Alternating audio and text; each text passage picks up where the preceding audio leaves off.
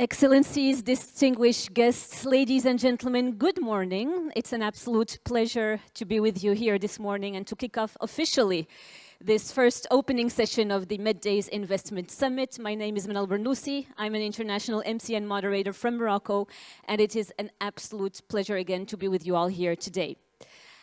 This session will be conducted in English, Arabic and French, so if you need headsets, please make sure to raise your hand and reach out to someone from the team who will be happy to assist you as we will be moving from one language to the other. Excellences, mesdames et messieurs, bonjour. Nous ouvrons donc aujourd'hui la première session des Meddays Investment Summit qui font partie donc de Meddays 2025 sous le haut patronage de Sa Majesté le roi Mohammed VI. Nous allons ouvrir avec un thème central pour l'avenir de nos économies, développer les infrastructures essentielles, faire émerger des industries compétitives et attirer des investissements capables de transformer durablement nos territoires. Ces trois leviers donc, que nous appelons les 3 I, infrastructure, industrie et investissement, représentent les fondations de toute stratégie de croissance solide. Ils déterminent la capacité d'un pays à créer de la valeur, à renforcer sa souveraineté, à attirer des capitaux et à s'intégrer dans les chaînes de valeur mondiales. Ils sont au cœur de nos priorités, de toutes les priorités des nations du Sud qui cherchent à convertir leur potentiel démographique, leur potentiel énergétique et technologique en une croissance durable et inclusive. C'est donc dans cet esprit que nous avons réuni ce matin un panel exceptionnel de leaders qui jouent un rôle déterminant dans l'élaboration et le financement, la mise en œuvre de ces transformations. Alors permettez-moi d'introduire les panélistes. Mesdames, messieurs, bonjour et bienvenue à vous. Nous avons parmi nous monsieur Ahmed Ag Aboubakrine, directeur régional pour l'Afrique du Nord du groupe de la Banque islamique de développement BID. Bonjour. We're also privileged to have Ms. Hélène Haï, founder and chairwoman of Velo, former UNIDO Goodwill Ambassador. Hello and thank you for joining us. Un grand plaisir pour nous d'avoir Monsieur Paul Boudre, co-founder and CEO of Cillian Partners and RDN Semiconductor Fund de France. Ravi, monsieur. Et enfin, grand plaisir d'avoir parmi nous Dr Mona Morad, CEO On Air Group for Investment and Project Management, qui nous vient tout droit d'Égypte. Voilà pour notre line-up de ce panel. Un grand merci and a warm welcome to each of you. Please feel free to use the language of your choice. We really want you to be comfortable in this conversation, and allow me to proceed in French. Nous allons donc rentrer dans le cœur du débat, dans le cœur de cet échange qui va s'articuler en 3 temps. D'abord, nous allons commencer par une vision, un diagnostic, si on peut dire. Ensuite, on passera aux défis et aux réformes qui nous semblent prioritaires. Enfin, les solutions et perspectives, et je souhaite insister sur l'interaction avec le public. Pour nous, il est également très important dans le cadre de ces sessions d'interagir avec l'audience. Donc, n'hésitez pas à noter vos questions, vos réactions, et on prendra un moment à la fin de cette session pour interagir avec vous. Voilà. Alors, Monsieur Aboubakrine, avec votre permission, on commence avec vous. Donc, en tant que directeur régional du groupe de la BID, vous êtes au cœur du financement des projets stratégiques dans nos régions. Vous accompagnez les États, les opérateurs privés dans des secteurs essentiels. Et l'aspect dérisquage est indispensable pour mobiliser le secteur privé dans ces projets ambitieux. Alors, quels mécanismes de dérisquage sont aujourd'hui les plus efficaces, de votre point de vue, pour attirer l'investissement privé vers les infrastructures et les industries stratégiques? Merci Manal, c'est un plaisir pour moi d'être au Meddays 2025 ici à Tanger et c'est aussi un plaisir de rencontrer autant de talents marocains, africains et des talents venus du monde entier. Le Global Infrastructure Hub a estimé que les besoins en matière de financement d'infrastructures s'élèvent à 50 trillions de dollars d'ici à 2040 dans le domaine de l'énergie, des transports et de l'eau. Ça, c'est uniquement ces domaines précis. Alors, pour financer cette manne, il faut énormément d'efforts. Et en matière de ces efforts, il est important de faire du de-risking pour que les investisseurs puissent mobiliser des ressources financières à mettre dans ces domaines des infrastructures. Et les instruments de de-risking existent et sont à la disposition de ces investisseurs, y compris les garanties publiques et institutionnelles qui sont de diverses façons. Il y a les garanties contre les risques politiques liés aux actions ou aux inactions des gouvernements, tels que l'expropriation, les guerres civiles, la rupture de contrats souverains, l'inconvertibilité des devises, etc. Donc, ces instruments de de-risking sont souvent offerts par les institutions des assurances comme ISEC, qui est un membre du groupe de la Banque islamique de développement, et aussi MIGA, qui est un membre du groupe de la Banque mondiale. Nous avons aussi des garanties de performance ou financières pour donner le confort aux investisseurs d'avoir une compensation et des obligations contractuelles, par exemple dans le cas du partenariat public-privé. Nous avons aussi des garanties de prix ou de volume, également très appliquées dans le domaine du PPP, des partenariats public-privé, pour pouvoir garantir à l'investisseur un prix par le off-taker ou un volume donné dans le cadre, par exemple, d'une autoroute pour viabiliser une autoroute en cas d'une utilisation non optimale. Donc, tous ces instruments de garantie sont très importants pour vraiment booster l'investissement dans les infrastructures, parce que les besoins en termes des infrastructures, de financement des infrastructures sont énormes. Comme je l'ai dit tantôt, c'est 50 trillions d'ici 2040, et même les infrastructures sous les objectifs de développement durable s'élèvent à des trillions par an. Et il faut vraiment des mécanismes pour booster ces éléments. J'ai cité tantôt le PPP, mais nous avons aussi des mécanismes de fonds concessionnaires, par exemple la Banque islamique de développement avec la fondation Gate et les fonds bilatéraux des gouvernements des pays arabes comme l'Arabie saoudite, les Émirats, le Qatar et le Koweït ont mis en place un fonds LLF, Live and Livelihood Fund, pour apporter des fonds concessionnels aux pays pour pouvoir investir dans les infrastructures à fort impact social. Enfin, nous avons des instruments sous-utilisés aujourd'hui qui pourraient vraiment contribuer au de-risking pour le financement des investissements, notamment les soukouk. Les soukouk, c'est des obligations islamiques. Et les soukouk sont basés sur des actifs et les infrastructures sont des actifs naturels qui sont éligibles pour le financement des soukouk. Et il y a une variété aujourd'hui d'acteurs qui permettent de lever des soukouk, surtout sur les marchés émergents où il y a beaucoup de capitaux à attirer. Donc, tous ces éléments combinés ensemble, les instruments de garantie, l'appui au partenariat public-privé, la mobilisation des fonds concessionnels et les obligations islamiques comme les soukouk sont autant d'instruments pour vraiment booster les infrastructures dans nos pays membres, y compris le Maroc. Merci. Merci beaucoup à vous pour ces perspectives. Vous mettez le doigt sur un levier essentiel pour débloquer les investissements à grande échelle. Merci d'avoir partagé ces différents outils disponibles. Hélène, over to you now. You have worked extensively across Africa and Asia. You have lived in Africa for over 8 years and advising governments on industrial ecosystems, digital transformation and private sector development. From your global perspective, what do you see as the most critical barriers slowing down industrialization in emerging markets, and how can technology help remove them? I think the biggest barrier actually is the strategy, the country's strategy, and also leadership. And then talking about technology, technology will not replace industrialization. It's actually a tool for industrialization. And I think we need to actually have more clearer definition, understanding what exactly in today's context of industrialization. In my opinion, there are 4 industrializations in our human history. The first industrialization was started in the late 18th centuries. That's actually when the steam power all started. And then the second industrialization is actually the mass production, is the late 19th centuries. This is one of the biggest things. Actually, I worked 8 years in Africa. So for that round of industrialization, when we actually have huge machinery producing for mass global market, during that round, China becoming one of the manufacturing hub. But if you, in a way, they created millions of jobs.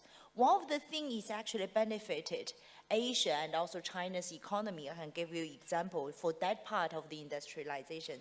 I was born in 1978. The GDP per capita in the year I was born in China is only 154 US dollars, which is less than 1/3 of the sub-African countries at that time.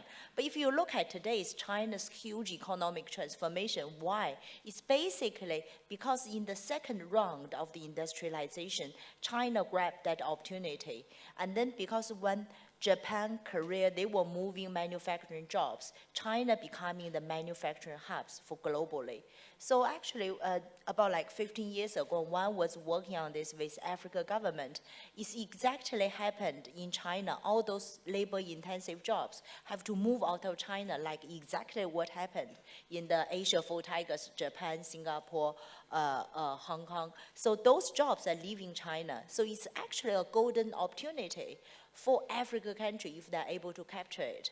But if we look at actually in reality, what happened now, the GDP per capita actually for Vietnam, if you look at, has been increasing dramatically because they actually capture a huge, a big amount of the jobs relocated out of China. I think when I started working on Ethiopia, there was the leadership during Meles' time, His Excellency Meles. He really wanted to capture it. It started very well.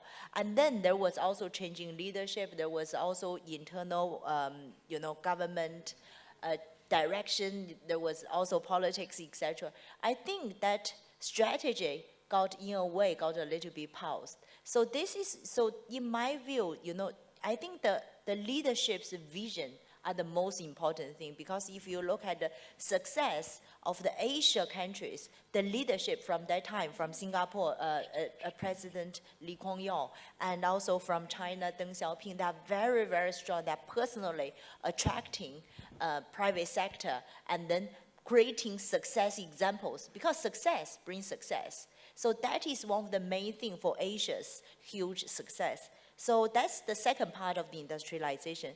But today, I think things are getting more complicated, because started about, I would say 40 years ago, we had the third round of industrialization, which is internet, computer-based. And then if you are seeing this round of the industrialization, actually they're creating less jobs, but then they're creating huge amount of wealth. And then that's why US, even China is leading on that. And now today, we're actually in the year, in my opinion, is in the fourth industrial revolution, which is very much technology-based. It's about AI, blockchain.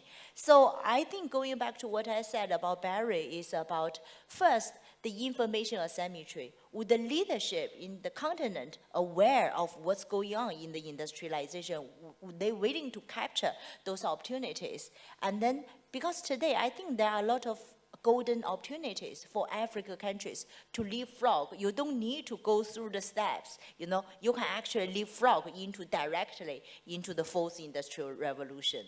Absolutely. Thank you so much for sharing that. Very interesting perspective. As you said, so technology does not replace industrialization. It is a tool, and you're focused really on strategy, on the vision of the leadership, and really understanding what is at stake is really what we need to put our focus on. Thank you again for your perspective.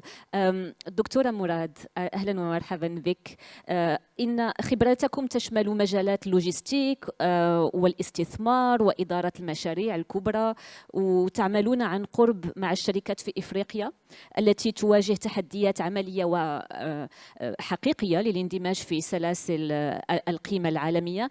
ما هي العوامل التي قد تفسر برأيكم التحديات التي يواجهها القطاع الخاص ليتمكن من لعب دور أكثر تأثيراً في سلاسل القيمة الصناعية على مستوى القارة الإفريقية؟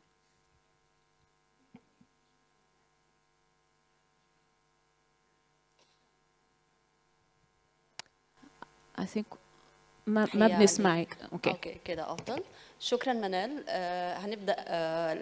اسمحي لي الاول احيي القائمين على هذا المنتدى الهام اللي فيه حوارات مختلفه من يعني بنشوف العالم زي ما بنقول من وجهات نظر مختلفه متعدده اللغات الثقافات. تحيه خاصه ليكم من مصر للمغرب الشقيق على كل ما تقوموا به خلال هذه السنوات من دعم الحوار المشترك، من وضوح رؤية اتجاه القضايا الإفريقية. نشكركم في البداية على كل هذا المجهود. خليني نبدأ النقطة في سؤالك. نبدأ بالتحديات التي تواجه القطاع الخاص في الدمج مع السياسات. خليني أقول إن احنا في أفريقيا ما زلنا يعني بعاد بشكل كبير عن أن يكون هناك سياسة حكومية جاذبة أو مشجعة للقطاع الخاص للانخراط داخل القضايا الخاصة بهذا المجتمعات. يمكن أشارت أنه الحكومات هي التي تضع الاستراتيجية الواضحة ثم ينخرط إليها القطاع الخاص. من المشاكل اللي بتواجهنا في أفريقيا في هذه الجزئية، أولا عندنا مناطق صناعية ولكن غير متكاملة، يعني بنعمل الحاجة جزء وما بنعملش باقي الأجزاء في منطقة صناعية، لكن ما فيش آلية تخلي الشركات المتوسطة أو الصغيرة تبقى موجودة توفر بعض منتجاتها للمصانع الكبيرة، فبالتالي يحصل عملية نمو.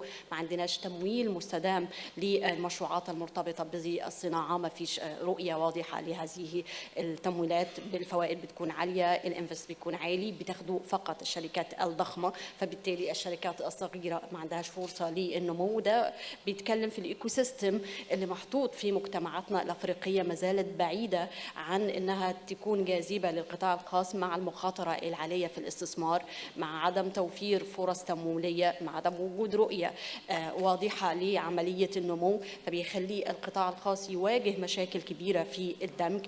قد يكون أنه كثير من الحكومات في أفريقيا ويمكن في مصر تحديدا، في المغرب لو رصدنا بعض الدول اللي اقتصادها مستقر أو ينمو، في تطورات في عملية استقطاب القطاع الخاص، في لغة قنوات حوار بيتم فتحها، في استماع لوجهة نظر القطاع الخاص فيما يتعلق بالصناعة. كما يعني احنا مش زي ما في مثل بقول لك مش هنخترع العجلة، هو شهور العجلة موجودة والطرق بتاعتها موجودة وآليات الحل، وعندنا تجارب لدول عملت تقدم صناعي وتقدم في مستويات الدخل كالصين كسنغافورة كغيرها، في آليات متبعة.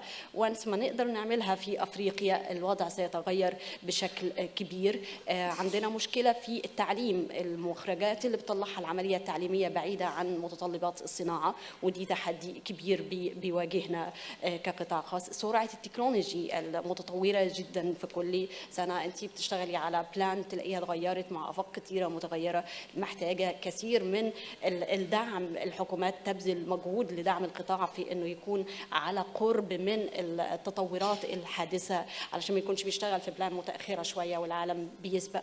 أنا ما زلت أشوف أن الحكومات هي التي تقيد الاقتصاد، هي التي تقود الاقتصاد. نحن جزءا من قيادة الرؤية التي تضعها الحكومات الإفريقية. شكرا.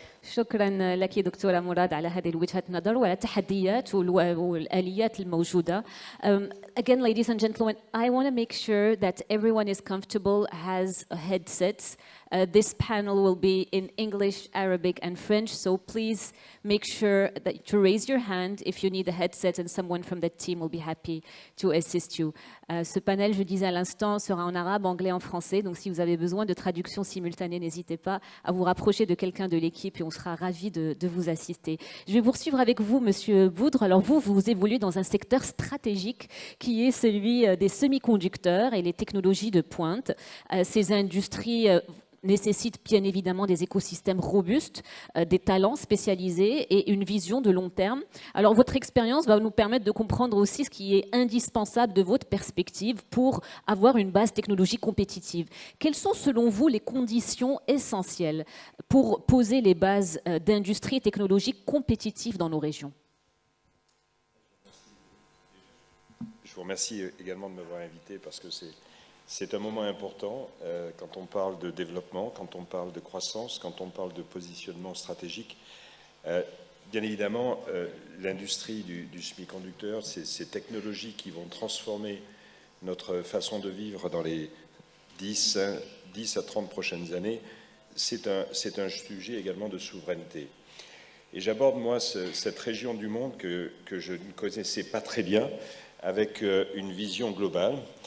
Et pour répondre à votre question, je pense que ce qu'il faut, c'est déjà, pour attirer cette industrie, pour l'intégrer dans son économie, il faut premièrement une stabilité qui est importante. Et je pense que cette stabilité, aujourd'hui, le Maroc démontre qu'elle est là, elle est présente. Je reviens sur ce que vous avez dit. Certains des speakers ont déjà dit, il faut une vision, un leadership, une capacité à positionner où on veut être dans les 5, 10, 15 prochaines années. Rentrer dans l'industrie des technologies et notamment du semi-conducteur, c'est un engagement sur le long terme. Il faut donc un commitment associé à une vision sur ce long terme. Et c'est fondamental pour pouvoir réussir. On parlait tout à l'heure de la Chine. Et ce qui a été fait en Chine, la Chine a une vision sur 50 ans. La Chine a un programme sur les 50 prochaines années qu'elle revoit tous les 5 ans. Je vis à Singapour. Ce qu'il passe à Singapour et ce qui s'est passé sur les 20 dernières années à Singapour, c'est un commitment des leaders qui ont permis à cette industrie de faire les premiers pas et de se développer. Donc ça, c'est le step numéro 1, stabilité, et la définition de où est-ce que l'on veut se positionner dans les 5, 10, 15 prochaines années. Mais ce n'est pas tout. Si vous regardez cette industrie des technologies, on voit bien que depuis 30 ans, on a travaillé d'une façon globale. L'industrie des semi-conducteurs, ce que vous avez autour de vous, vos smartphones, ont été construits par des sociétés qui ont fait des partenariats entre l'Europe, l'Asie, la Chine. Et aujourd'hui, bien évidemment, la géopolitique fait que des supply chains nouvelles vont se créer. C'est donc une opportunité parce que cette industrie est devenue souveraine, on a un axe de souveraineté, l'Europe, le Maroc, je dirais l'Afrique de l'Ouest doit se positionner et c'est important pour le futur et pour les futures générations d'être positionnés dans cette industrie. Donc, un des éléments importants, c'est l'éducation.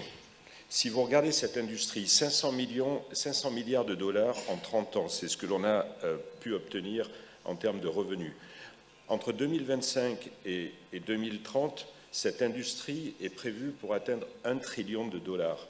C'est-à-dire que ce que l'on a fait en 30 ans, il va falloir le doubler en 5 ans. La ressource est importante. Il va falloir que l'on ait plus de jeunes qui soient intéressés par cette industrie, capables de travailler sur les challenges de cette industrie, s'investir dans ces challenges. Et la ressource est quelque chose de fondamentalement important pour les grands industriels, petites PME ou grandes entreprises qui veulent rentrer dans cette industrie. Et le système éducatif, notamment au Maroc, ce que j'ai vu, m'impressionne.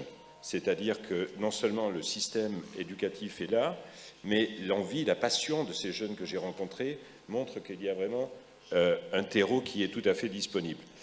Et puis il y a la crédibilité, c'est quelle est l'image qu'on peut donner à l'extérieur aujourd'hui. Là aussi, je trouve que ce que vous avez fait depuis les 10-15 dernières années est assez exceptionnel dans cette transformation du pays que vous montrez au reste du monde. L'axe aéronautique qui s'est implanté aujourd'hui au Maroc, l'axe automobile que vous développez à grande vitesse aujourd'hui, montre que cette stabilité, cette vision, cette capacité à jouer dans la cour des grands, dans ces grandes industries-là, positionne aujourd'hui le Maroc et toute l'Afrique de l'Ouest dans un axe, je dirais, qui est absolument critique pour le développement de l'industrie du semi-conducteur. Donc vous avez tous les éléments, ici je retrouve tous les éléments pour avancer. Je ne suis pas encore complètement convaincu que le leadership ait défini toute sa stratégie et on y travaille et c'est là-dessus qu'il faut, je pense, faire les prochaines étapes. Merci beaucoup, Monsieur Boud, pour votre perspective. Beaucoup de choses que vous avez évoquées là, et puis on reviendra dans le deuxième tour un petit peu pour creuser les façons d'accélérer tout cela. Vous avez évoqué la jeunesse. Je sais qu'il y a beaucoup de jeunes qui suivent les débats de MedDays. Beaucoup se posent la question sur les secteurs où investir leur temps, leur énergie. Donc là, clairement, les semi-conducteurs, vous l'avez dit de manière claire, est une thématique d'avenir dans laquelle on a besoin de plus de talents, de plus de ressources. La vision, la stabilité font clairement partie des atouts du royaume. Reste maintenant à accélérer on va dire la mise en place de tout cela. Et je vous propose qu'on consacre ce deuxième tour de questions à cet aspect-là. On va examiner, on a vu un petit peu les prérequis. Maintenant, on va voir qu'est-ce qu'il faut comme réforme nécessaire, quelles sont les transformations internes indispensables pour rendre nos économies plus résilientes et plus compétitives. Et je vais revenir vers vous, Monsieur Aboubakrine. Vous travaillez directement sur des projets qui dépassent le milliard de dollars, les mécanismes classiques, les emprunts souverains, les garanties traditionnelles, les partenariats publics-privés montrent parfois leurs limites. L'innovation financière devient donc incontournable. Quelles sont, selon vous, les limites actuelles des mécanismes de financement traditionnels et comment est-ce que des institutions comme ISDB, l'ABID, peuvent-elles contribuer à les dépasser? En fait, les besoins en matière de financement des infrastructures, comme je l'avais dit tantôt, sont énormes. Et un État, surtout les pays membres de la Banque islamique de développement, qui sont majoritairement des pays du Sud, ne peuvent pas à eux seuls financer et mobiliser toutes les ressources. C'est pourquoi il est extrêmement important de mobiliser d'autres formes de financement. Et cependant, pour la mobilisation de ces financements, il y a toujours cette question d'insuffisance des ressources disponibles, aussi bien si on prend tous les bailleurs de fonds et aussi les efforts du gouvernement, tout cela est insuffisant. En Afrique seulement, la Banque africaine de développement estime que chaque année, on a un gap situé entre 70 et 110 milliards de dollars pour le financement des infrastructures. Et sur les 10 dernières années, dans les PPP seulement, il y a eu des financements en Afrique de l'ordre de 50 milliards, ce qui est largement en deçà des besoins. Et les raisons sont plusieurs. D'abord, il y a la bancabilité des projets.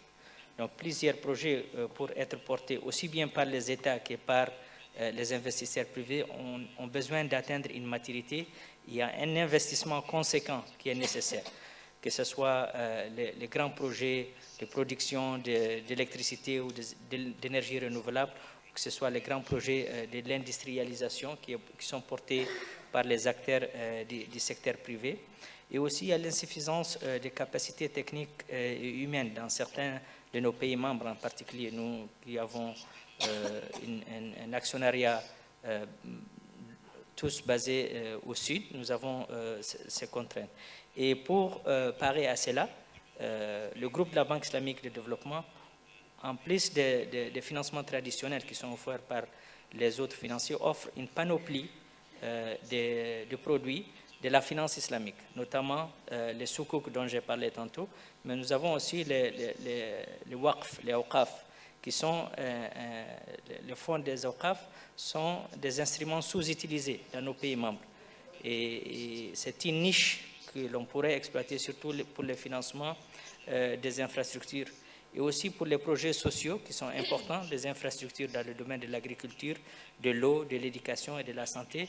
Nous avons aussi toute la panoplie des outils de la zakat qui est très bien utilisée dans certains pays du Golfe en particulier pour mobiliser des ressources énormes pour financer ces besoins, mais qui n'est pas très utilisée dans d'autres pays membres de la Banque islamique de développement. Nous avons aussi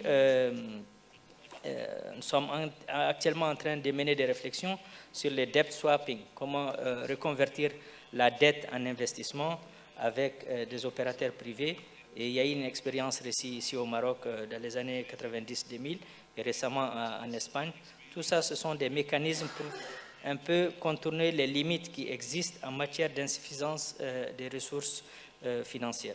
Et tout ça pour que ça réussisse a besoin d'une réglementation adéquate, y compris de la finance islamique, sur laquelle le Maroc a fait des bons en avant avec Banque al-Maghrib et aussi les banques participatives qui existent. Nous avons aussi besoin des marchés de liquidités très bien régulés qui répondent aux besoins de lever des soukouks. Nous avons aussi besoin de faire face aux garanties, que ce soit les garanties au niveau de l'émission des soukouks, pour laquelle un des membres du groupe de la Banque islamique de développement, AISEC, offre des garanties contre les défauts de paiement, c'est-à-dire une entreprise privée qui a un projet bancable peut lever des fonds sur les marchés internationaux et nous leur offrons la garantie à travers notre filiale AISEC. Nous pouvons aussi être arrangeurs ou bien co-arrangeurs pour les aider à lever ces fonds. Nous pouvons aussi souscrire à l'émission de ces soukouks, souscrire à travers la trésorerie des entités de la Banque islamique de développement pour mettre de l'argent dans les soukouks pour que ces entreprises ou ces États, nous l'avons fait avec le Sénégal, nous l'avons fait avec le Togo, nous l'avons fait avec plusieurs pays membres parmi les 57 pays membres. Donc, la finance islamique reste toujours un levier sous-utilisé sur les marchés internationaux et notamment dans nos pays membres. Merci. Merci beaucoup à vous. Vous nous rappelez que l'innovation financière est une condition essentielle pour répondre à l'ampleur des besoins et qu'il y a besoin de plusieurs acteurs pour répondre aux enjeux. Alors, mesdames, messieurs, j'aimerais insister sur le fait que nous allons consacrer un bon moment d'échange avec le public, parce qu'encore, c'est vraiment important. Donc là, vous avez des représentants du secteur privé de 3 continents différents, aussi une banque de développement, experts en finance islamique. N'hésitez vraiment pas, c'est l'occasion. On souhaite interagir avec vous, donc n'hésitez pas, préparez vos questions, vos réflexions, vos retours d'expérience. On est vraiment preneurs pour en faire un échange dans les deux sens. Alors, Hélène, back to you now. I would like us to dive a little bit deeper in this second round. And as you said, we have the ability to leapfrog here in Africa. And especially in technology, I would like us to deep a little bit on this topic on scaling technology that requires more than just infrastructure. It requires institutional agility, talent, development, aligned incentives, and many emerging economies actually struggle to create conditions where technology can scale sustainably. So what structural reforms or ecosystems are needed for technology to truly accelerate industrialization at scale? That's a very good question. In order to answer that, maybe I would looking at what would be investors looking for, and then what kind of actually the restructuring framework we should have in place. I think actually for the investors, it's very simple. They are looking for 2 things. Number 1, confidence. Number 2, successful examples. Their peers has already made money, made things successful. So actually, only those 2 things, if you can make it right, investor will come. Then how to make actually the framework around that? How to create that confidence? Actually, it's easy to say, but it's very hard in reality. Our fellow panelists talk about leadership, commitment. Those are very important words. I think, but in order to reach to the confidence, it's actually a little bit long way. First of all, you need to have the willingness. You need to understand, that's where you want to go. That's the strategy you want to adopt. The willingness need to start. And then you need to have a strategy, and then you need to have a legal framework around that. But I think a lot of African countries spend a lot of time working independently, working on that. And in a way, it's very detached with the end result, which is the real confidence, the investor are looking for. For example, we'll talk about China and Asia. We had one party lasting for 20, 30 years. That's why there's a continuity of government. Maybe this one particular party in one of the African country, they set up a good strategy, but there is no guarantee the next party 4 years later going to follow this. So this is one of the fundamental. If you only create a strategy, a legal framework, but that does not automatically translate into the confidence. So that's why I think actually the second part, quick, successful examples are so important. In order for you to talk about to the investor, we've got everything's ready, because the investor know you won't. Because just by those politicians, even, like those civil servants, how can they create just a framework very practical? And that's the problem. So one of the things, I think I have a lot of admiration for the late Prime Minister Meles, His Excellency Meles did. So what he did with us is he went to China, invited a group of the Chinese investors to just come in to invest without saying the legal framework or anything, just said, if you have any problem, you come to my office. So for me, that's for a lot of investors, if you've got that kind of commitment, at least at the president or the prime minister at that level, that's actually a very good step forward, providing the confidence. And then, then the reality is not that easy. So for example, back in 2011, I was being invited to set up a shoe factory in Ethiopia. It actually took me less than a year to create 2,000 jobs in Ethiopia. People all saying, Helen, how did you do it? The reality is, even though I've got the confidence from the prime minister or the minister, but for example, we have goods at the port. It's not the prime minister or the minister clearing the goods. It's probably like a 25-year-old young people. So what we had a problem. We have a machine to make a hole on the shoes. They say this is look like a gun. It's an illegal weapon. You cannot even get it cleared. So we have a lot of issue like that. So what, as an investor, I did is I actually prepared a presentation. I went to the Prime Minister's office and then showing him the presentation, and he gave me the detail of the industrialization minister and asked for the names and telephone numbers of the next 2 layers directly below him. And I invited all those about like 30 people into a big meeting room. And for the presentation, I told them who am I, why I came to the country, and then what the problem I've encountered. And afterwards, inviting all those people into the production line, seeing from the beginning to the end, understanding exactly. And then things getting smoother. So there's a lot of effort for the first investor go into the effort to doing that. So after I created the 2,000 jobs, the story got spread it out, and then World Bank decided to give money, and I was working with the government, helping them to get the first 100 million from the World Bank, building the first industrial park. But one of the things, people ask me, why did you take so much effort? What touches you? I give you 2 things about where my confidence comes from. The first story is when I first came into Ethiopia back in 2011, we're on a delegation, and then we went to some rural area. We saw some poor kids that are suffering from food. So, part of the delegation, we just wrote a check of $10,000 US. We gave it to the minister, said, please take this check. You can buy some food for those poor kids. You know what? The minister at that time, he didn't take the check. He looked at it for a while. He returned it to us. He said, we don't want fish from you. We want you to come here to teach us how to catch the fish. And then when I said, this is something really touched, the delegation. That's in the first thing, we made a decision, we understand. That's a very good sign. We should at least come here to try. And then when I encountered the problem, even though it's not the prime minister or the minister was clearing the goods, but I've got a telephone number of the minister. I could call him, 8 o'clock in the evening. He has a very busy schedule. He would say, come to my office to meet me at 6 o'clock. So for an investor, if you've got a minister willing to come to the office to meet you earlier than the cleaner, that's also very promising. So at that time, I think there's a very good, strong momentum. That's why we were able to work very closely with the government to create that quick success, which actually started, the Ethiopia's industrialization. So, but this is not just the one thing, you need the government, you need the minister there constantly doing it, like what we said, probably for 10, 20 years, and then more of the investor will come. So that is actually, like my fellow panelists talk about, commitment from the government is sustainable.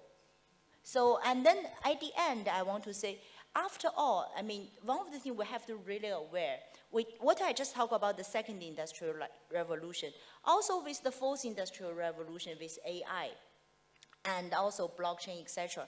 If you look at today, AI actually didn't replace the very basic manufacturing job. Today, AI actually is replacing lawyers, even doctors, accountant, because the cost, the benefit, it doesn't work out. So I think actually for the mass manufacturing, there's still a window for Africa if they want to create jobs to go on that. At the same time, leapfrogging, on AI blockchain. But that actually today, if we look at the global landscape, even on blockchain, for example, I don't think it's very clear. Before Trump, US is very much against it, but Trump really today run to the other side. China still today also they promote blockchain, but still very against the crypto. So there's still a lot of unclarity.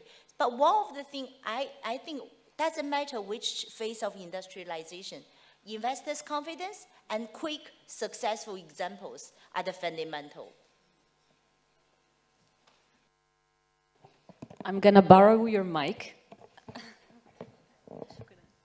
Thank you very much, Ellen. A very interesting perspective from the investor's perspective. You touched on so many topics. First, congratulations on creating 2,000 jobs in Ethiopia. We'd love to see more of that, obviously, on the African continent. You touched on so many aspects. The first one is really the willingness to be hands-on and be involved in everything that is related to the journey of this investor, and so that speaks to the involvement of our governments.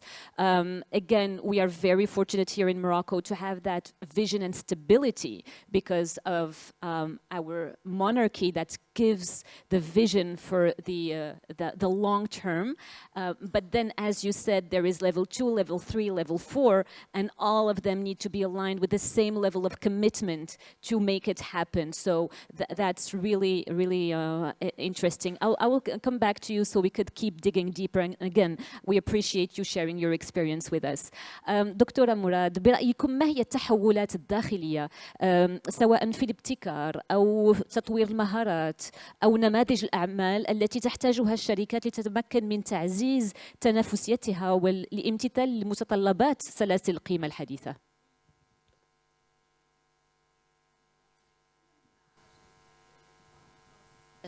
ونعمل إصلاح أو نشتغل على نفسنا من الداخل عشان نكون جزء من حركة سلاسل القيمة العالمية في الصناعة.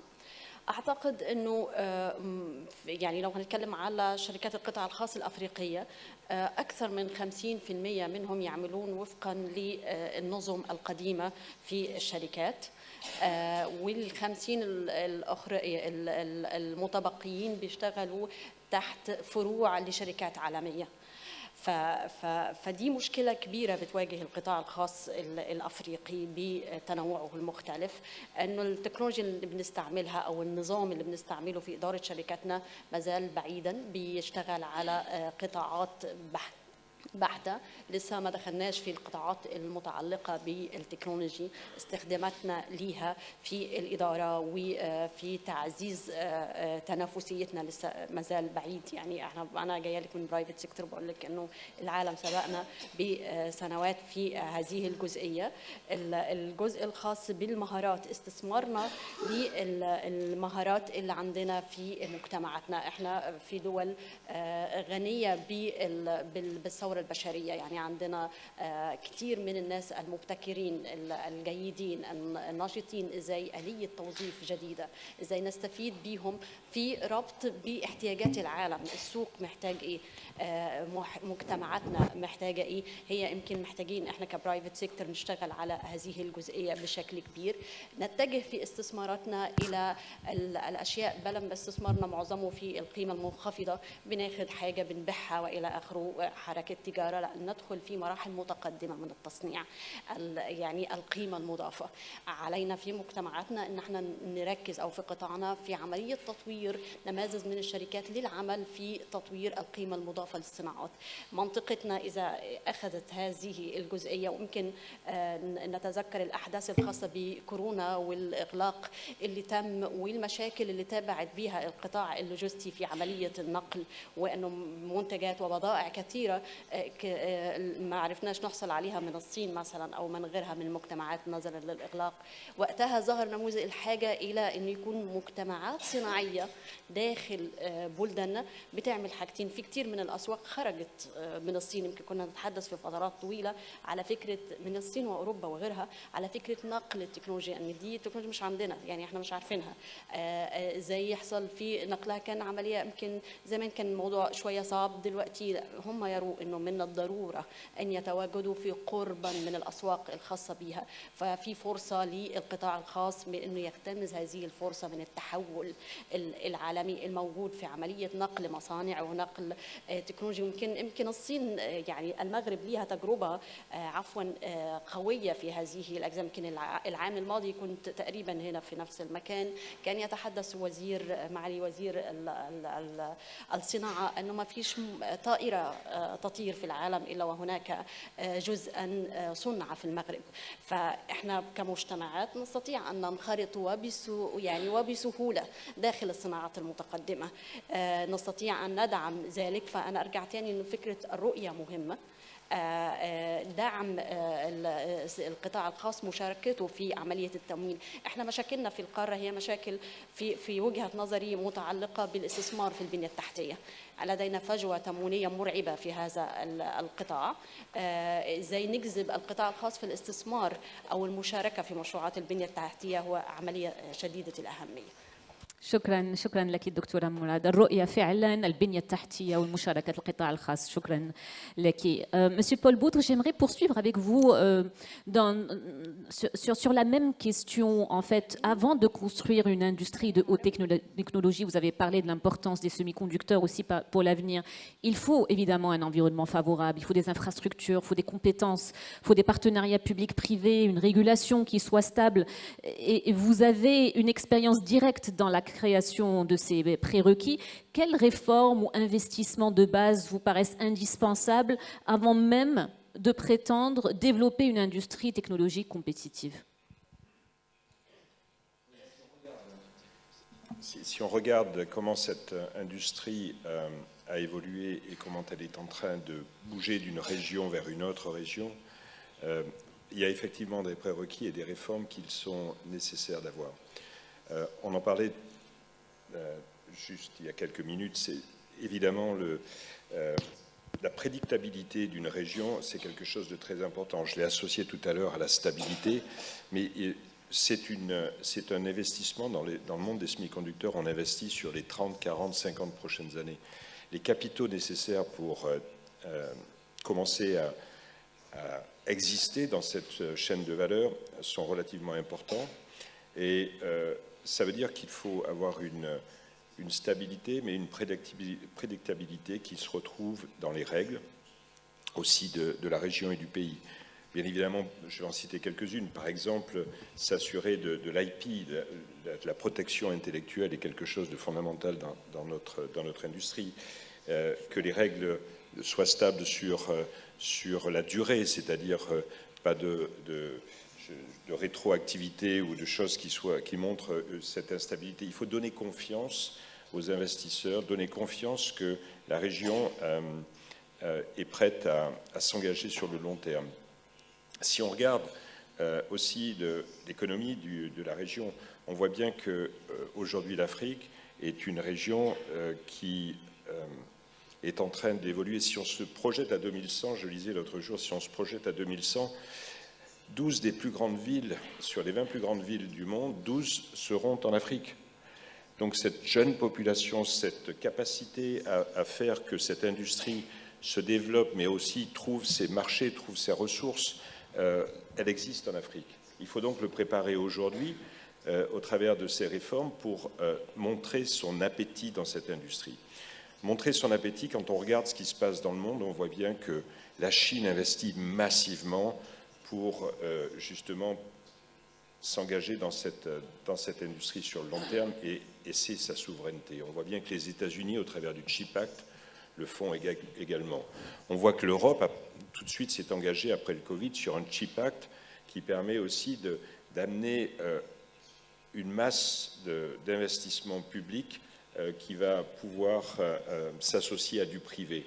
Et si vous regardez toutes ces régions et celles qui en font, qui sont aussi très actives, comme le Japon, la Corée, Taïwan, eh bien, ils en font la publicité. Ils montrent leur engagement parce que c'est important d'attirer le public sur ces engagements long terme et des partenariats publics-privés vont se créer à ce moment-là. Donc, cette durabilité, on la trouve dans la régulation, dans la capacité à je dirais, montrer cette envie d'être un partenaire sur le long terme. Il faut aussi le dire d'un point de vue public sur les engagements financiers que le public est prêt à faire et pour attirer, bien sûr, ces partenariats long terme. Il y a évidemment ces partenariats, ils vont en cascade. Si l'industrie vient et se rapproche du Maroc, par exemple, on va entraîner de l'innovation, des partenariats sur l'innovation vont se faire. Et là aussi, le Maroc, je trouve, a une position absolument stratégique. L'éducation au Maroc, mais l'éducation au travers aussi de tout le réseau européen qui a été mis en place, fait que les jeunes, aujourd'hui ici, ont cet accès à l'innovation dans les centres de recherche européens, dans les écoles et les universités européennes. Et ce melting pot, ce mélange, c'est quelque chose qu'il va falloir retravailler, qu'il va falloir continuer à renforcer. C'est important pour l'Europe, c'est important pour le Maroc, c'est important pour l'Afrique. Il faut continuer parce que c'est cette jeunesse-là qui est une force sur les 20 ou 30 prochaines années de cette transformation. Et puis, je dirais qu'il faut, il faut faire ce pari de la jeunesse, il faut faire aussi ce pari de l'investissement. Et ça rejoint ce que je disais précédemment, c'est-à-dire que le leadership du pays doit s'engager sur une roadmap qui est partagée, qu'il ne faut pas être timide de dire ce que l'on veut être. Et je pense que, si je prends l'exemple du Maroc, je pense que vous avez toute la crédibilité pour le faire. La filière aéronautique que vous avez fait, il n'y a pas un avion qui vole sans une pièce qui a été fabriquée ou qui a été touchée au niveau du Maroc. Ce qui est en train de se passer dans l'automobile, eh bien, il faut, je pense, le faire dans le monde du semi-conducteur et de la technologie, parce que c'est ce pilier-là, c'est cette industrie-là qui amènera une souveraineté, qui amènera cette région du monde à la table des grands pays qui possèdent ces technologies. Et je pense qu'il y a aujourd'hui, dans cette supply chain de l'industrie, j'y reviendrai tout à l'heure, des endroits stratégiques où le Maroc peut jouer une grande partie.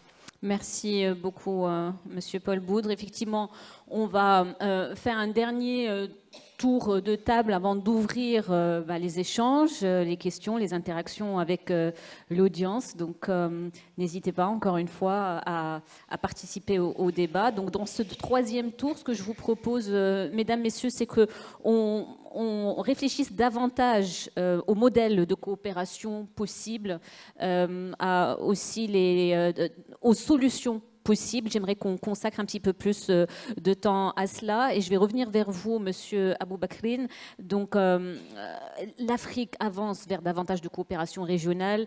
Tout à l'heure, Hélène parlait néanmoins d'un enjeu qui est cette fragmentation du continent africain. C'est quand même 54 pays, 54 manières d'opérer différentes, avec des réglementations, des cultures différentes. Quelles sont les nouvelles formes de co-investissement ou de partenariats régionaux qui pourraient réellement amplifier l'impact des projets structurants? Comment tenir compte de cette spécificité africaine qui est une réalité fragmentée pour aller vers plus de coopération régionale, et comment est-ce qu'on peut arriver vers plus d'impact en fait? Alors, comme Hélène l'avait dit, le développement, c'est un marathon, ce n'est pas un sprint. Et il faut avoir un effet de stamina pour aller loin. Et il faut bien se préparer. Et on ne va jamais cesser de le dire assez, qu'il faut coopérer, il faut avoir des partenariats à tous les niveaux. Moi, je suis très optimiste, je vois dans cette salle beaucoup de jeunes. Je suis sûr que beaucoup vont être des entrepreneurs et vont travailler avec les banques commerciales au Maroc qui vont les financer. Mais les banques commerciales aussi ne peuvent pas prendre tous les risques. une fois à un certain niveau de risque, nous intervenons, les banques de développement interviennent pour que ces banques commerciales puissent prêter le double de ce qu'elles prêtent, ou le triple, ou même 10 fois plus avec les instruments de garantie. Nous pouvons aussi intervenir sur la durée. Les banques commerciales prêtent sur 5 ans, nous pouvons aller jusqu'à 15 ans et 20 ans. Donc c'est une complémentarité. Aucun acteur seul ne peut avoir un effet levier et avoir un impact. Au niveau des bailleurs de fonds, nous travaillons de concert avec nos États membres pour financer les grands projets d'infrastructure qui connectent, par exemple, le Maghreb à l'Afrique, la route transsaharienne, l'interconnexion de l'électricité, qui est fait sous le programme M300, qui a pour objectif, avec la Banque mondiale et la Banque africaine de développement, de connecter 300 millions d'Africains à l'électricité d'ici 2030. C'est vraiment un grand challenge sur lequel nous travaillons. Avec le groupe de coordination arabe qui comprend les institutions bilatérales des pays arabes, en plus du fonds de l'OPEC, nous faisons le financement de tous les grands projets d'infrastructure. Et un bel exemple dans cette région, ce sont les autoroutes et aussi les ports Tangemed où nous sommes intervenus, par exemple pour la connexion du port Tangemed au réseau ferroviaire. C'est la Banque islamique de développement qui l'a financé et d'autres partenaires sont intervenus. Donc c'est juste pour dire qu'il faut des efforts combinés de tout le monde. Nous travaillons actuellement sur une initiative avec le Sahel pour pouvoir adresser justement la dynamique des jeunes, et comment offrir une alternative aux jeunes, une alternative à l'extrémisme, pour que ces jeunes puissent avoir de l'espoir, puissent créer des emplois, puissent créer des entreprises. Et cela ne saurait se faire sans vraiment une coopération. Et je voudrais juste finir par dire qu'en fait, au niveau de la Banque islamique de développement, il y a 2 ans, nous avons célébré notre Golden Jubilee, le 5e de la banque, et nos conseils de gouverneurs nous ont réitéré que la coopération régionale et l'intégration régionale sont les piliers pour les 50 prochaines années et nous y investissons. Et d'ailleurs, grâce à la volonté et aux directives de Sa Majesté qu'Allah l'assiste, la Banque islamique de développement a décidé pour le Bureau de l'Afrique du Nord, qui est chargé des pays de l'Afrique du Nord, mais aussi chargé du programme de la coopération Sud-Sud pour faciliter les échanges et les transferts de savoir entre les pays qui ont une expertise comme le Maroc et la Tunisie et les pays d'Afrique subsaharienne.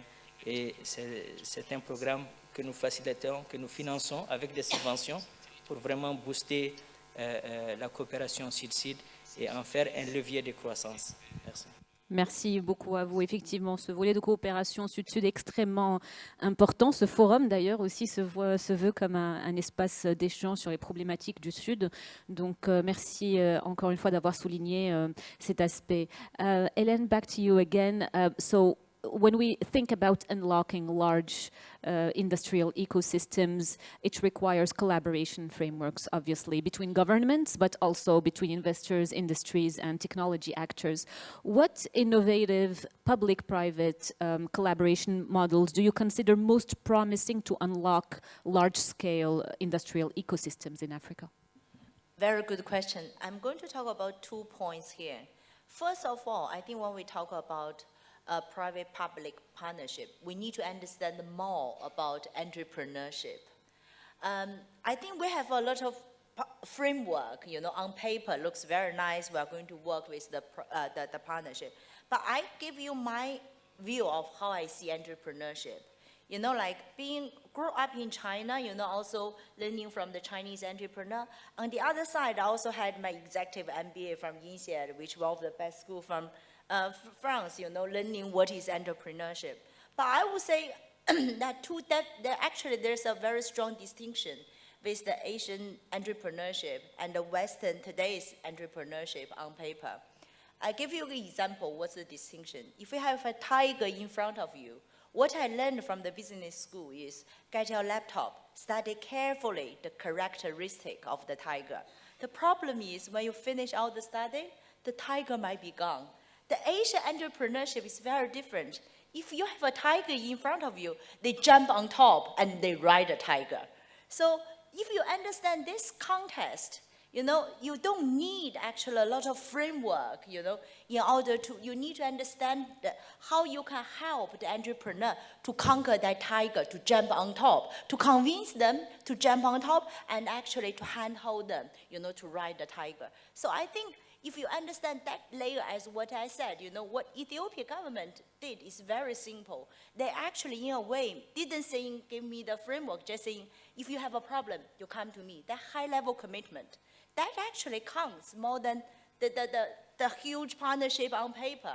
And then another thing I want to talk about, as we all know, talent is very, very important for any successful case. And also I give you some practical examples when I faced in Ethiopia.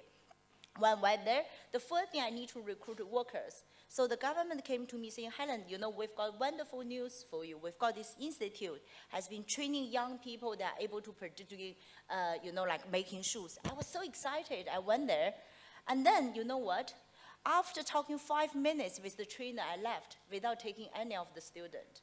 You know why? I just asked a simple question to the trainers. I said, how many years have you worked on the production line? The trainer said, I've never worked on a single day on production line.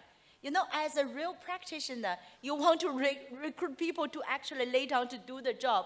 If you've got trainers never be on a single day on the production line, how can you trust the people he or she trained? So this is, I think there's a lot of detachment today when we talk about talent build, which later on translated into jobs. And in my opinion, this is the second part I want to talk, particularly about the leapfrogging the fourth industrial revolution. I think the second industrial revolution, the world, we're trying, in Maslow's, you know, hierarchy, we're talking about, you know, climbing the hierarchy. You need food, you need more fancy, you need more clothing, you need a lot of fancy stuff. But I think today the world has moved. You know, today people also need a lot of emotional values. So today, that's why with the technology, internet, we're seeing there's a huge economy about influencer economy. The influencer economy is different with the second industrialization. All you need actually is a mobile phone. When you have a mobile phone, you can produce contents. You actually can have millions of followers following on you. And this doesn't matter where you're in Africa, you're in where. And I think this is, in my opinion, with the world, with the technological advancement, I believe in the future, there's going to free transfer of value. What does that mean?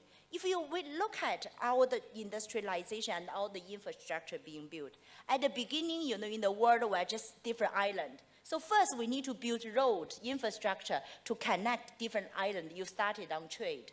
And then with internet, it's actually, instead of just building the hard infrastructure, we're actually free transfer of information. If I'm in UK, I don't need to read a news, I don't need to hear from somebody who went to Africa, tell me what's Africa going on. Actually, I can just go to the internet, finding the first-hand information with the internet. So there's a free transfer of information compared with before internet age.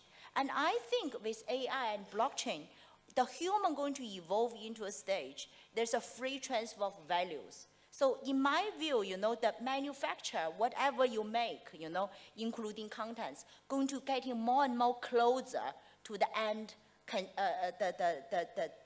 buyers. So in the past, I think if you look at, in order you build something, you need to have a shopping mall, and then you need the land, and all those people making all the money, you know, commercial building, and then they need a mall, they make the money. Going forward, if you look at even today, you know, with Amazon, you know, with Taobao and everything, manufacturers are going to be very, very closer, you know, to the end consumer. So I think the economy going to that way.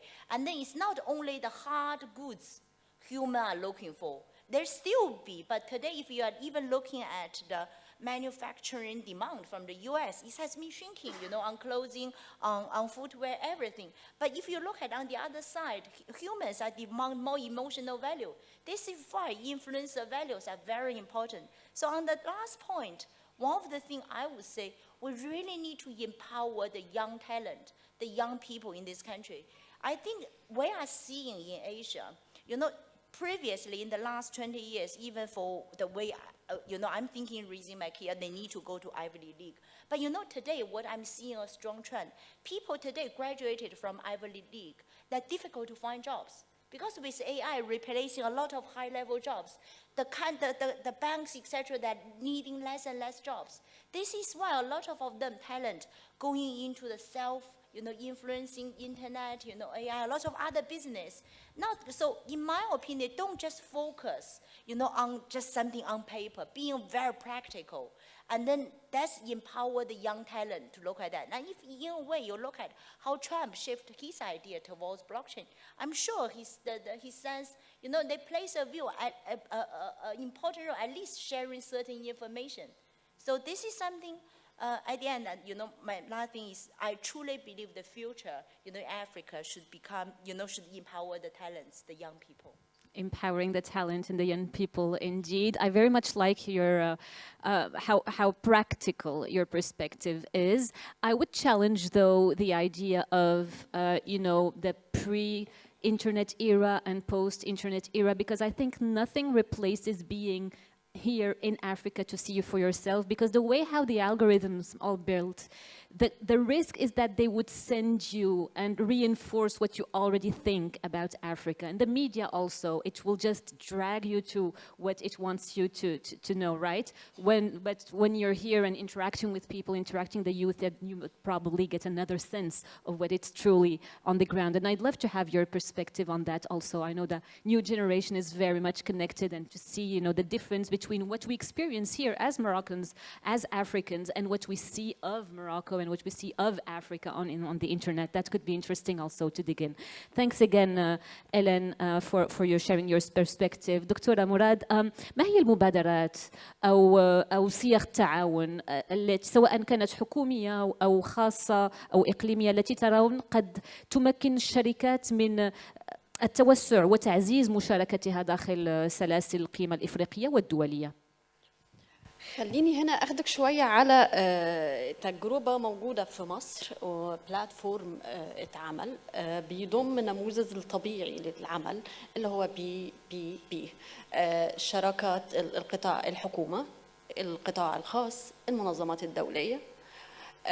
ده نموذج طبق في مصر الفترات الأخيرة، وبقينا بنبقى على طاولة واحدة بنقول الإطارات الخاصة بناء المشاريع الحكومة بترى أهمية ليها في المرحلة الحالية، والقطاع الخاص هيشارك إزاي في هذه الجزئية، ثم ننتقل إلى مرحلة تمويل هذه المشروعات. وده نموذج طبق في حاجات كتير في مصر، قدرت مصر من خلالها تعمل بنية تحتية مهولة. الاستثمارات اللي تمت في مصر ال10 سنوات الأخيرة يمكن يعادل سنوات طويلة من الاستثمارات في البنية التحتية. بنتكلم على سلسلة قطارات، على مترو بمراحل مختلفة يغطي أطراف مصر بشكل كبير. بنتكلم على مدن تم إنشائها في مصر، تم إنشاء ما يقارب في وقت زمني، فنتكلم في 10 سنوات ما يقارب 6 مدن جديدة، العلمين، الجلالة، كل مدينة مصرية لها مدينة جديدة، يعني سوهاج الجديدة، أسيوط الجديدة. ففي ده ما كانش هيحصل من غير الشراكة ما بين الحكومة والقطاع الخاص ومؤسسات التمويل، منها البنك الإسلامي، منها مؤسسات تمويلية سواء البنك الأوروبي للتنمية أو حتى البنك الإفريقي للتنمية. فعملية مشاركة الثلاث أطراف رئيسية هم اللي بيعملوا التنمية المستدامة لهذه المجتمعات. فده من النماذج الحقيقة احنا بنشوفه انه وانس ما تم تطبيقه في مصر الأمور تسارعت بشكل كبير جدا. المناطق الصناعية المتخصصة، مصر خلال السنوات الأخيرة ابتدت تعمل مراكز للصناعات في منطقة، يعني بقينا نقول كده عاوز تستثمر في أو تشتغل تفتح مصانع متعلقة بصناعة اليخوت أو متعلقة بصناعات هندسية معينة تروح العبور، منطقة تانية لا تروح منطقة قناة السويس الاقتصادية. فالتجمعات الصناعية هي عملية بالغة الأهمية. نموذج التجمعات الصناعية يمكن في المغرب هنا بنشوف مركز الصناعة في كازابلانكا، بنشوف نموذج مختلف فهي نفس الحته اللي بقول لك مش هنخترع العجله، هي في العالم كله يطبق هذا النموذج وبيتم وصول لنتائج قويه. نجح في مصر، نجح في المغرب، نجح في جنوب افريقيا، نجح حتى في دول الخليج وهي في مرحله تحوليه من صناعات البترول الى اقتصاد صناعي هذه السنوات القادمه، او اقتصاديات ترفيه والى اخره. كما اشارت انه في تحول، حتى طبيعه الاعمال تغيرت، فبالتالي شراكه الاطراف او المنصه التي تجمع هذه الاطراف عمليه مهمه في افريقيا. ولو احنا بنتكلم مش بس دول غرب افريقيا وشمال الافريقي ووسط افريقيا والشرق الافريقي، افريقيا في الحقيقه محتاجه اليه او منصه خاصه تجعل الاطراف كلهم موجودين في بعض، لانه انا مش بشوف انه افريقيا يعني الدول تتنافس مع دول. نحن يمكننا التكامل، يمكننا المشاركه لتطوير مجتمعاتنا، لمجتمعاتنا تكون افضل. عمليه الربط مهمه جدا، انه انا اعرف احتياج ايه. في المغرب غني باشياء كثيره متعلقه بالمنتجات الاوليه، في بعض الخامات قويه اذا تم تطويرها بشكل معين هيبقى في منتجات صناعيه مختلفه تظهر في الاسواق. واحنا بنتكلم على المعادن النادره، وبلادنا الافريقيه غنيه في المعادن النادره، والاستثمار القادم هو استثمار مرتبط بالمعادن النادره.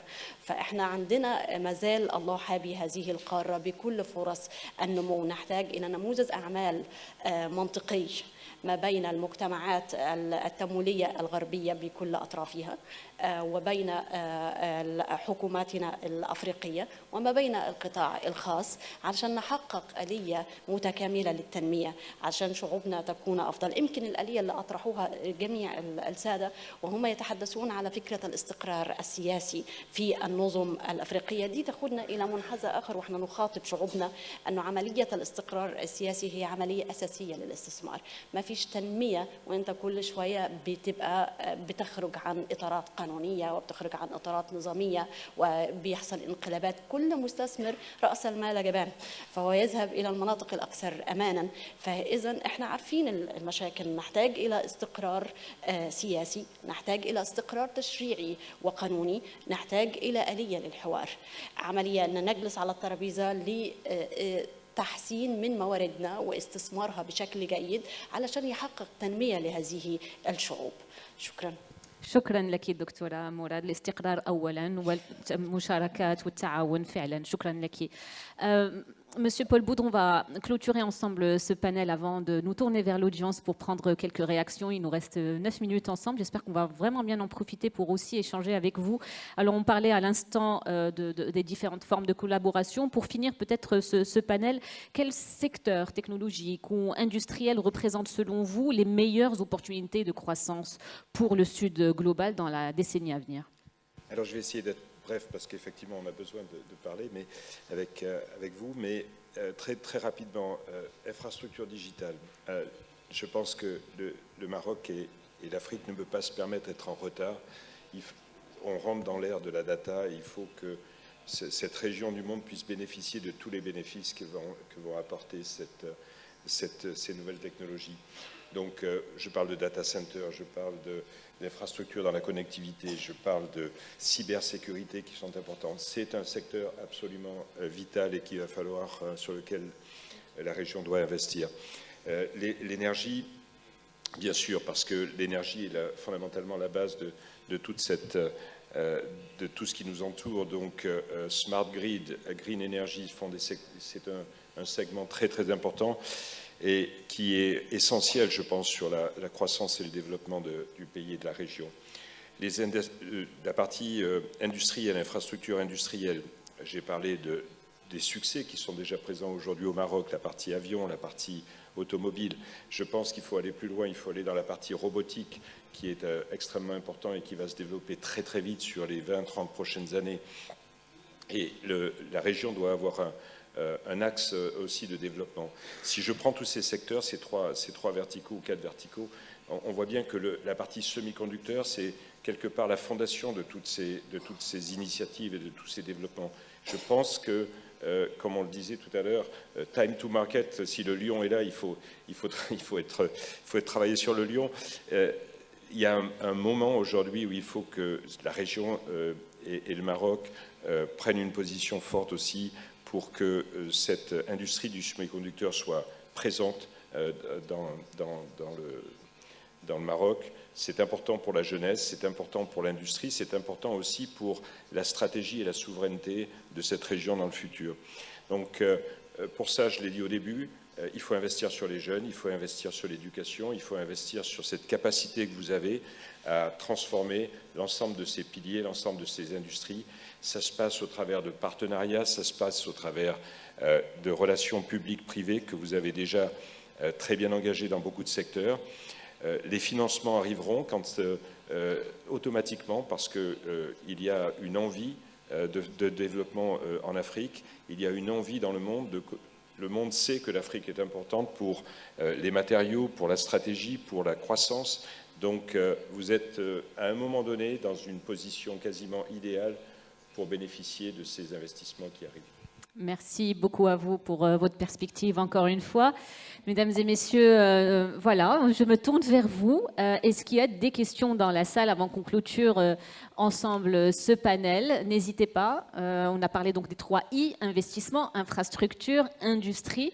J'aimerais beaucoup avoir votre réaction, vos questions pour nos panélistes. Oui, monsieur, allez-y. Bonjour tout le monde, je m'appelle Mohamed Ami Ben Abdelwahab, étudiant à l'école de MCJI. Et j'ai une question à propos de comment les pays comme le Maroc peuvent-ils mieux aligner les infrastructures, industries et investissements pour accélérer une croissance durable. Merci pour votre question sur la durabilité, donc la croissance durable, aligner cette vision infra, aligner cette vision investissement et garder en tête la durabilité, c'est un volet important qui importe beaucoup à notre jeunesse aussi. Donc je vais prendre d'autres questions avant de me tourner. Oui, madame, on va prendre juste la deuxième rangée, s'il vous plaît. مداخلتي هي للأستاذة مراد mais avant de commencer machallah c'était très utile, c'était très thank you Mrs. High for the insights. C'était très utile pour les jeunes. Alors أستاذة مراد تكلمت عن أسيوط الجديدة يعني في مصر تعمل على هذا الجانب وأنا قادمة من فاس يعني من فاس إلى طنجة من أجل الحضور فتذكرت أن في فاس لدينا حي اسمه فاس الجديد. فاس الجديد هو من أقدم الأحياء في فاس. هنا أتكلم عن سرعة تغير المدن. هو كان في وقت من الأوقات اسم فاس جديد. الآن هو من أقدم الأحياء في فاس. فهنا نتحدث عن مدن ذكية، عن يعني رقمنة الإدارة، عن يعني الكثير من المحاور التي يجب الاشتغال عليها. وهنا أمر إلى نقطة تمكين الشباب أو youth empowerment. J'ai travaillé avec beaucoup d'associations, avec beaucoup de clubs, avec beaucoup d'ONG. Et ce que je peux vous dire, c'est qu'il y a beaucoup de barrières à l'entrée. Quand on parle des jeunes comme un levier de développement durable, de développement de l'industrie, etc., etc., alors on doit travailler sur cet axe et travailler sur ces barrières à l'entrée. C'est plus un problème voilà, que nous trouvons dans la société civile. Et merci beaucoup. Merci beaucoup à vous, مرحبا بفاس معنا في طنجة وشكرا لك على هذا السؤال. Une dernière question, a last question please. Okay, I like the dynamic. On va prendre la question ici, première rangée. On va terminer avec vous juste après. I have a question for Mrs. Hai. You talked about students who graduated from Ivy League universities struggling to find jobs. Do you think this is a sign that the academic education is losing its value just because of AI and technology? And thank you. Very interesting question. Thank you. I really want to give you the opportunity. So let's take quick questions, please. And so, au milieu et tout au fond.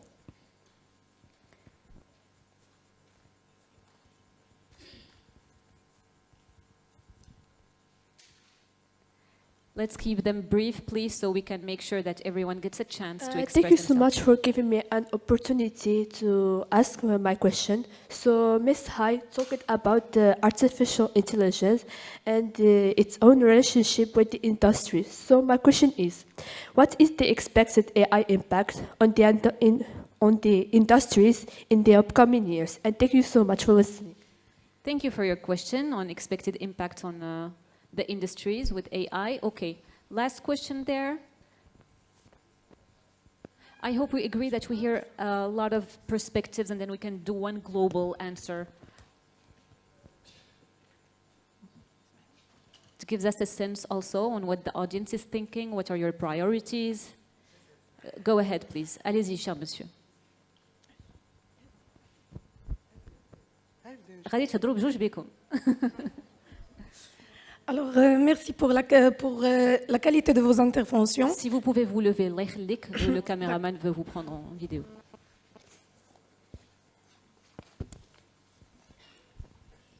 Alors, merci pour la qualité de vos interventions. En tant qu'étudiante de l'École nationale de commerce et de gestion de Tanger, ma question est la suivante.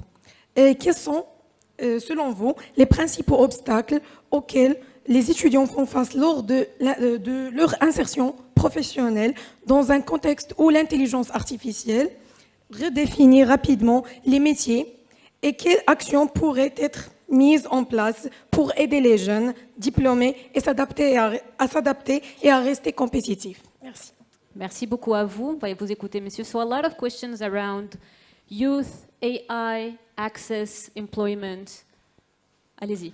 Bonjour tout le monde, je suis Mourad de Rabat.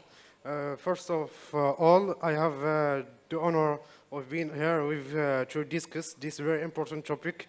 I have two questions. One, the first question of Miss Allen to a country ASEAN, and the second questions of the right colleague, Mr. Abu Bakarin. So I have a question regarding to ASEAN continent. You mentioned Singapore at the one point. How can this country further develop its infrastructure, industries, and investment in the coming years, given that Singapore is among the most developed countries, and as your colleague on the left said, ASEAN in general has a bright future in the next 10 or 13 years. How can Singapore achieve this visibility in this sector and also in AI, which in another area of development for the future? La seconde question pour Abu Bakarin. Comment vous avez abordé beaucoup de statistiques dans votre pays? Comment pouvons-on financer ces budgets à long terme? Merci beaucoup aux uns et aux autres pour vos questions. What I suggest is I would love to give you all a final word, kind of to wrap up this panel, based on everything you've heard, and yeah, just a final word to wrap up your intervention today. Monsieur Aboubakri, on commence par vous, and we do it in this order. Merci pour la question. Comment assurer les financements à long terme? Il faut trois choses. Il faut innover, aller vers de nouveaux produits comme les debt swapping, comme les result-based financing, aller vers de nouveaux produits innovants et faire plus ce qu'on fait maintenant. On a besoin du volume et le faire mieux et plus vite. Donc on a vraiment besoin d'une accélération. Et le Maroc est un bel exemple, surtout dans le cas de la Coupe du Monde, où nous avons une accélération des infrastructures, soit un upgrade ou une modernisation des infrastructures. Par rapport à la durabilité, le facteur numéro 1 de la durabilité, c'est la qualité des ressources humaines. Il faut vraiment qu'on ait des ressources humaines qualifiées, et là, c'est un tout. Nos universités, nos instituts de formation, les formations professionnelles doivent s'adapter et prendre cela en compte, pas seulement pour l'IA, l'artificial intelligence, mais si quelqu'un veut ouvrir une usine de chaussures ou une usine et la personne a besoin de 2000 techniciens le lendemain, où est-ce qu'on peut les trouver? Peut-être seulement à Casablanca. Est-ce qu'on peut les trouver à Oujda? Donc la qualité de la formation est très importante. Je salue ma sœur de Fès. أنا درت كلية العلوم في دار مهرز. فأنا فاسي كمان. Donc il faut croire en vous-même. Il faut croire en vous-même. Il faut croire en vous-même et vous former. Et surtout les jeunes apprennent plus facilement. Vraiment le potentiel d'apprentissage est extraordinaire, c'est les jeunes. Merci beaucoup. Merci à vous, Monsieur Aboubakrine. Hélène, let's hear your final words. I like the questions about AI. I think, in my view about the application about AI, I think each of us, in my opinion, very soon, basically we've already got the ChatGPT is our personal assistant. You know, this is the realization of it already. And then the other question I like the most, first of all, I'm not discouraging you not to go to Ivy League. You should still go. But I think the key point is substance over form. You know, it's actually what exactly, in the past, I think there was a lot of labeling. If you just graduate from, top schools, they assume you are just good. Today, I think the world is not going into that. It's looking at the substance. So at the same time, if you didn't have the chance to go to Ivy League, that didn't stop you being very successful. If you look at Jack Ma, Elon Musk, they didn't go to the top university in the world. They still being, one of the top entrepreneurs globally. And then I think one of the things with also blockchain, this is something very new. It's new to everyone. You don't need a lot of traditional historical knowledge to learn this. So I think maybe just quoting something Steve Jobs once said, stay hungry, stay foolish, follow your heart. So I truly believe in Africa, we will have another African Jack Ma and Elon Musk in the next 5 to 10 years. I love that. Stay hungry, stay fresh, follow your heart. That's a beautiful quote to keep in mind. Paul Boudre, votre impression, j'aimerais beaucoup qu'on puisse répondre aux jeunes qui a dit, quelle est votre compréhension des barrières et des difficultés d'accès des jeunes aux opportunités actuelles? Ça peut s'appliquer à partout dans le monde en fait, mais si on devait nous-mêmes nous mettre dans leur peau, quels sont les plus gros challenges, les plus grosses difficultés? Quels conseils pourriez-vous leur donner pour vraiment se positionner là où il faut et mettre toutes les chances de leur côté? Je pense que chacun d'entre vous, vous avez une ambition personnelle, et vous avez des craintes associées à cette ambition. Je pense que vous avez pas de limite. Vous êtes dans un environnement où c'est un pays jeune, c'est une région absolument jeune qui attire des investissements, qui attire des nouvelles technologies, on en a parlé. Vous devez comprendre quel est votre moteur, si c'est un moteur plus d'entrepreneurs, tel qu'on en a parlé, ou si c'est un moteur plus différent, hein, qui peut être dans la construction de quelque chose qui n'est pas forcément votre entreprise, mais de rejoindre une ambition collective. Je pense que vous n'avez pas de limite et que le pays, aujourd'hui, la région, est tout à fait un Eldorado pour ceux qui vont vouloir s'engager. N'ayez pas peur de ce que vous êtes. Il n'y a pas de limite dans ce que vous pouvez faire. Et ça, je pense que c'est une des forces que vous avez déjà en vous, parce que les jeunes que j'ai rencontrés aujourd'hui, ici, au Maroc, m'ont impressionné. Je vois des jeunes partout dans le monde, et ceux que j'ai rencontrés ici au Maroc, ils ont exactement les compétences qu'il faut, la capacité qu'il faut, la motivation qu'il faut, et surtout, ils ont envie. Et cette envie, je pense que c'est ce qui va vous différencier dans les années qui viennent. Ayez envie et n'ayez pas peur. Merci beaucoup. L'envie qui va venir du fait d'identifier cette mission dont vous avez parlé, le moteur, the purpose in life. Je pense que ça, c'est vraiment une quête personnelle qui est absolument indispensable pour avoir la stamina. Tout à l'heure, M. Aboubakrine parlait de la stamina nécessaire pour continuer à pousser. Donc, ça vient de ce moteur interne, de ce purpose. دكتورة مراد، كان في هناك سؤال من زميلة من فاس. ما هي كلمتك الأخيرة؟ أولاً ممتاز إنه في فاس الجديدة. أنا عاوزة أزور القديمة. Microphone, please. في الحقيقة عاوزة أقول إنه دكتورة مايكروفون من فضلك. دي العادة بتاعتي ماشي. عاوزة أقول إنه الفرص المتاحة حاليا لدى الشباب، يمكن أجيال قبلنا بشوية ويمكن جيلي ما كانش بهذه الإمكانيات. عملية دعم التعليم اللي بتلويها حكوماتنا في المنطقة بقت يعني يمكن سريعة ومتسارعة.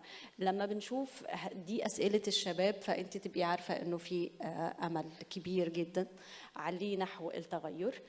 لما بنشوف إقبالهم على قطاعات ومواضيع جديدة مختلفة، عادة على أيامنا ما كانش فيه هذا التنوع في عملية التعليم، وبالذات التعليم الفني اللي بيخلق فرصة. ويمكن كل السادة المتحدثين يتحدثوا عن فكرة التعليم الفني الذي هو محرك للصناعة.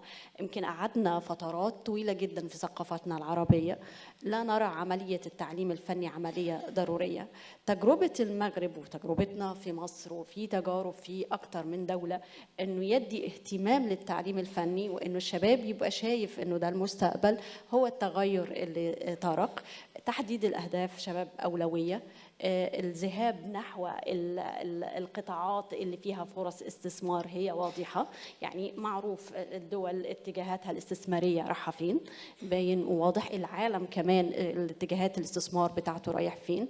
التعليم، المهارة، الانخراط في تشكيل السياسة اللي موجودة، وجودهم في منتدى زي كده، نوعية أسئلتهم، برافو يعني. شكرا بجد. Un grand merci à nos intervenants pour leur éclairage exceptionnel. Thank you so much, ladies and gentlemen. We appreciate your expertise. Un grand merci à vous. Give yourselves a round of applause. Thank you so much. Thank you. Je vous souhaite une excellente continuation du programme de Med Days. À très bientôt. Au revoir.